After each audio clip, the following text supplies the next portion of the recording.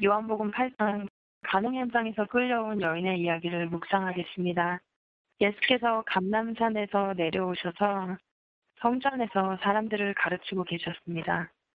그때 서기관들과 바리새인들이 음행 중에 잡힌 여자를 끌고 와서 무리의 가운데 세우고는 모세의 율법에 이러한 가늠하다 잡힌 여자는 돌로 치라 명하였거늘 선생님은 뭐라 하시겠는가 하며 예수님을 시험하는 장면으로 이야기가 시작됩니다.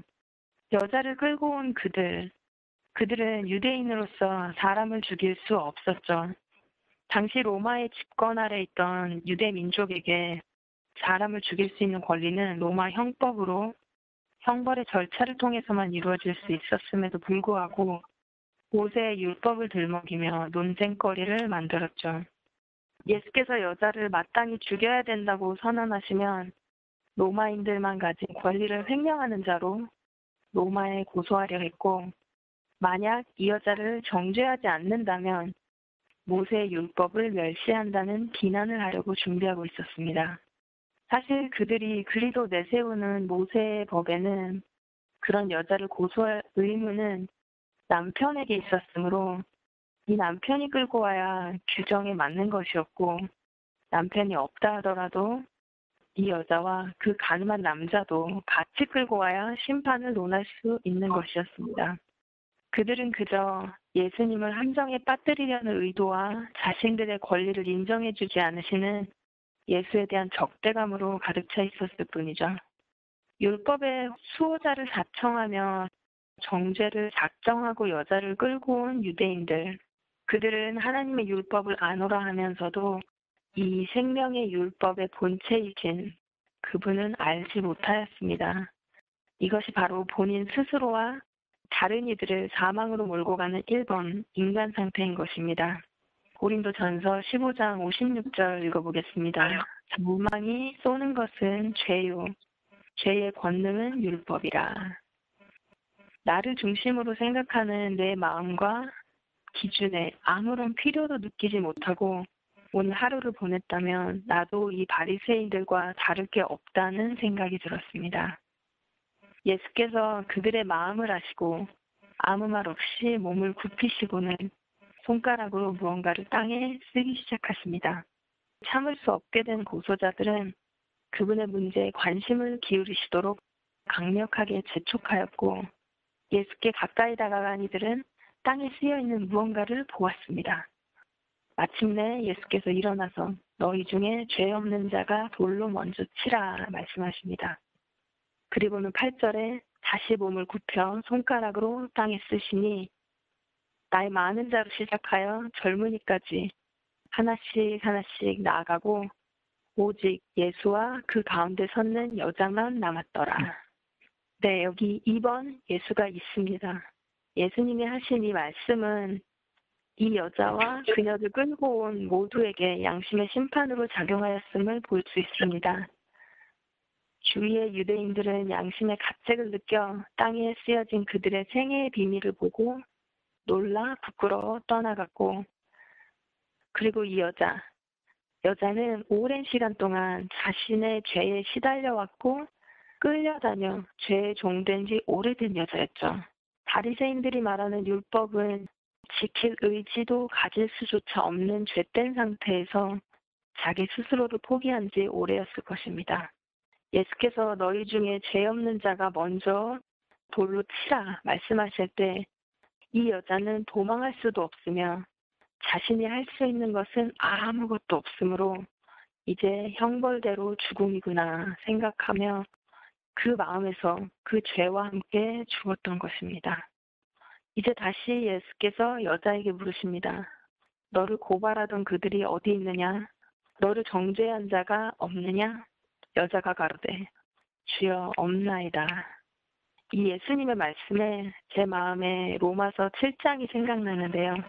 로마서 7장 2절에서 4절 읽어보겠습니다. 남편 있는 여인이 그 남편 생전에는 법으로 그에게 매인 바 되나 만일 그 남편이 죽으면 남편의 법에서 벗어나느니라. 그러므로 만일 그 남편 생전에 다른 남자에게 가면 음녀라. 그러나 만일 남편이 죽으면 그 법에서 자유롭게 되나니 다른 남자에게 갈지라도 음녀가 되지 아니하느니라. 그러므로 내 형제들아 너희도 그리스도의 몸으로 말미암아 율법에 대하여 죽임을 당하였으니 이는 다른 이곳 죽은 자 가운데서 살아나신 이에게 가서 우리가 하나님을 위하여 열매를 맺게 하려 함이라. 네, 우리의 남편이라고 묘사된 이 의문의 율법, 나를 다스렸던 이 의문의 율법이 마음에서 죽고 그에게 해방되어 새 남편 예수 그리스도께 시집간 막달라 마리아입니다. 고린도 후서 11장 2절에 사도 바울은 이런 표현을 합니다. 내가 너희를 정결한 처녀로 한 남편인 그리스도께 드리려고 중매함이로다. 사도 바울의 이 말은 성령이 우리에게 하시는 일 같다는 생각이 들었습니다. 우리를 성화시키셔서 예수님 다시 오시는 그날의 기쁨으로 혼인잔치에 참여시키려는 하나님의 은혜임을 감사드립니다. 예수께서 다시 말씀하셨습니다. 나도 너를 정죄하지 아니하노니 가서 다시는 죄를 범하지 말라. 예수께서는 이 여자의 죄를 가볍게 여기거나 죄책감을 경감시킬 어떤 말씀도 하지 않으셨고 동시에 정죄하지 않고 구원하셨습니다. 사단은 이제 전처럼 이 여자를 속박할 수 없었습니다. 우리는 이 가늠한 여인을 사복음서 모두에서 만나볼 수 있는데요. 그녀는 자신이 가진 것을 모두 팔아 좋은 향유를 사가지고 예수님의 발 아래 부으며 자신의 머리카락으로 눈물로 예수의 발을 만지던 그 여자입니다. 마르다 언니에게 눈칫밥을 먹더라도 주님 발 아래서 말씀 듣기를 주저하지 않았고 자신을 더럽다고 생각하는 사람들이 모여있는 자리에도 남들이 뭐라든 내 창피함보다 더 큰 그분만 보였죠. 이 육체에 가늠하던 여자, 저는 이 여자를 마음에 떠올릴 때마다 저 역시 가늠하던 여자임을 떠올리게 됩니다. 하나님을 모르고 진리를 몰라 세상의 조건에 꽉 사로잡혀서 마음은 좁고 괴팍하며 내가 원하는 것을 가지려고 수다스럽고 나를 보호하기 위해 손에 칼을 쥐고 땀을 흘리며 허공을 찌르던 저였습니다. 나를 사랑해주면 사랑하고 다른 사람을 존중해줄 때 혹시 내가 다시 그 존중을 받지 못하면 그 사람을 괘씸해하고 저는 항상 하나님보다 저를 앞에 두는 자였습니다. 예수님보다 앞에 두는 무엇이든 그것은 가능이었던 것입니다. 내 안에 있는 사단이 생각하는 악한 모든 이유와 충분한 근거를 가지고도 이 싸움에서 예수께서 승리하실 수 있었던 것은 바로 그분이 죄와 사망의 권세 위에 계시는 분이라는 것을 입증해주는 그분의 존재 자체였습니다. 로마서 10장 4절 보겠습니다. 그리스도는 모든 믿는 자에게 의를 이루기 위하여 율법의 마침이 되시니라. 저에게 오늘이 있기까지 많은 순간 율법이 저의 심장을 가르는 일이 있었는데요. 사단이 율법을 들먹이며 저를 무섭게 노려보고 있는 그런 순간이 수천 번 있었습니다. 가늠한 현장에서 옷도 다 벗겨져서 거적대기 하나로 얼굴만 겨우 가리고 질질 끌려다니는 저를 많이 발견했습니다. 저는 실수를 참 많이 반복하는 어리석은 인생입니다. 잘 성질내고 곱지 않은 말을 제가 사랑하는 남편에게 자주 하고 내 몸이 아프면 만사가 귀찮고 그러다 우울해지고 심심해져서 드라마에서 하루 종일 눈을 뗄 수가 없고 유튜브를 몇 시간씩 봤죠. 마음으로 이러면 안 되는데 그러면서 나는 왜 이 모양이냐 막담하고 좌절하고 그랬습니다. 제가 오랫동안 그랬습니다. 근데 한 가지 저를 다시 일어나게 해주는 것이 있었습니다. 예수 그리스도, 그분의 존재. 하루 종일 딴짓거리하고 잠들 때 1분 기도하면서 이렇게 기도합니다. 하느님 용서해 주세요. 그리고 예수님 정말 미안합니다. 내일은 예수님 생각 오늘보다 조금만 더 하게 해주세요. 아버지 뜻대로 제 인생이 채워질 것을 믿고 살게요. 예수님 이름으로 기도합니다. 이러고 잠들곤 합니다. 근데 진짜 아무리 못난 자식도, 아무리 더러운 죄인도, 대응망덕한 저 같은 자식도 하나님이 포기 안 하시고 구하시고 싶어 하시더라고요. 그렇게 몇 년이 지나고 나니까 이제는 신기하게도 유튜브 그거 봐도 매일 똑같고, 여행 그것도 몇 번 여기저기 가보니 더 이상 마음을 채워주지 않더군요. 사진 몇 장 그냥 남아있을 뿐이죠. 엄청 맛있는 거라고 해서 찾아다니며 먹어봤지만 화장실 문 나오니까 무슨 맛인지 생각도 안 났습니다.